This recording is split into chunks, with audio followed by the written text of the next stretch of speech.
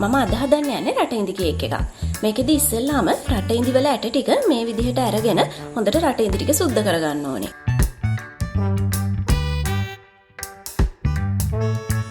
ඊළඟට ආප්ප සෝඩා ටික වතුරත් එක්ක දිය කරලා මේක ඇට අරගත්ත රටඉඳි ටිකට දාගන්න.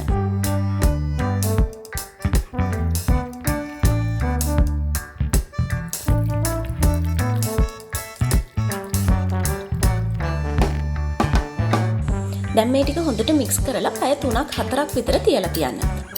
ඔයාලා මේ කේක් එක හදන්න කලින් දවසේ රෑ රටඉඳි ටික පෙඟෙන්න දානවා නම් වැඩියම හොඳයි. එතකොට රටඉඳි ටිකට මේ වතුර ටික ඔක්කොම උරාගෙන හොඳට පෙඟෙනවා. රටඉඳි ටිකට ආප්ප සෝඩා ටික හොඳට උරාගත්තට පස්සේ මෙන්න මේ විදිහට රටඉඳි ටික හොඳට සොෆ්ට් වෙලා එනවා. දැන් අපි සාමාන්‍යයෙන් බටර් කේක් එකක් හදන විදිහටම මාගරින් ටිකයි සීනි ටිකයි හොඳට බීට් කරගමු.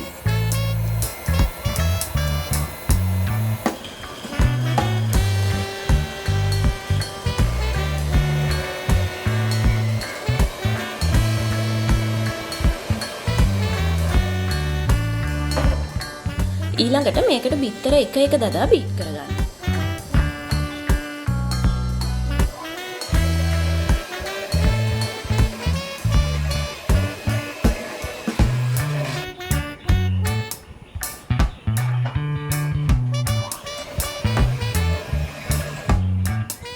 දැන් වැනිලා ටිකත් එකතු කරගන්න.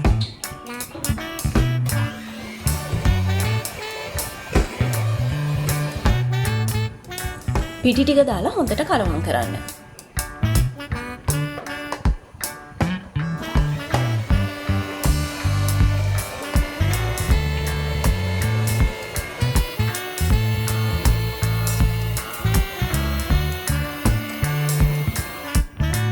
දැන් රටඉඳි ටික දාලා හොඳට කලවම් කරන්න. මම මේ කේක් එක හදන්න රටඉඳි ටික පොඟන්න දාගත්තේ කලින් දවසේ රෑ.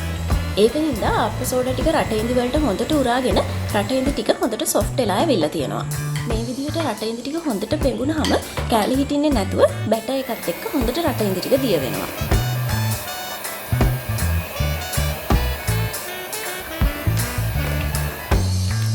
දැන් මේ කේක් එකේ රස ටිකක් වැඩි වෙන්න අපි කජු ටිකකුත් දාගමු.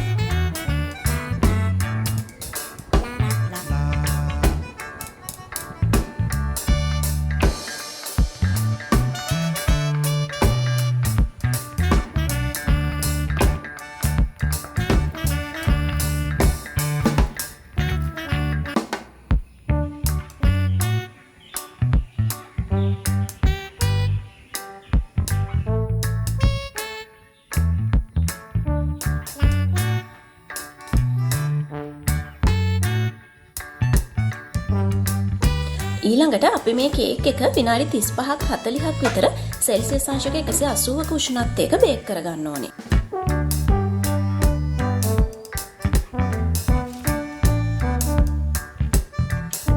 මේ තියෙන්නේ අපි අද හදාගත්ත ඩේට් කේක් එක. මේ කේක් එක හරිම රස හරිම සොෆ්ට් කේක් එකක්.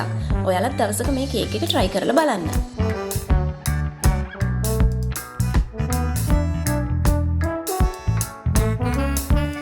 ආයෙත් දවසක තවත් මේ වගේ වීඩියෝ එකකින් ඔයාලව හම් වෙනකම් මගේ channel එක subscribe කරලා bell icon එකත් press කරන්න.